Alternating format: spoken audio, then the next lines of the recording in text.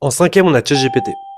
ChatGPT, c'est hyper pratique, tout le monde le connaît, tout le monde l'utilise pour rédiger des mails, pour ce genre de formalités, c'est vraiment super pratique. Mais dès que les tâches elles sont un peu plus compliquées, ça devient un peu plus compliqué pour ChatGPT aussi. C'est pour ça que pour toutes les tâches basiques, c'est super, mais pour les autres tâches un peu plus complexes, vaut mieux passer sur une autre IA. En quatrième, on a Beautiful AI. C'est une IA qui va refaire le design de tes présentations. Ça va vraiment les rendre impeccables visuellement. C'est idéal pour les pitchs commerciaux ou pour les présentations que tu dois montrer au travail. En troisième, on a Perplexity. Contrairement aux autres IA, il va vraiment citer toutes ses sources et ces sources sont beaucoup plus fiables que pour les autres IA. Quand tu dois faire des études de marché et qu'il te faut des données vraiment fiables, c'est vraiment l'outil à utiliser. C'est comme si tu avais un analyste en recherche avec toi. C'est vraiment idéal pour tout ce qui est stratégique sans craindre les hallucinations que tu peux avoir avec les autres modèles. En deuxième, on a Claude. C'est vraiment la meilleure IA pour analyser des très longs documents.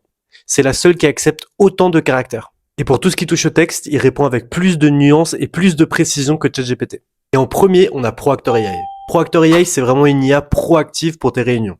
C'est une IA qui va se connecter à tes réunions en temps réel et qui va proactivement te donner des réponses aux questions qui sont posées dans la réunion en plus de prendre des notes. Elle génère des comptes rendus structurés et des plans d'action clairs.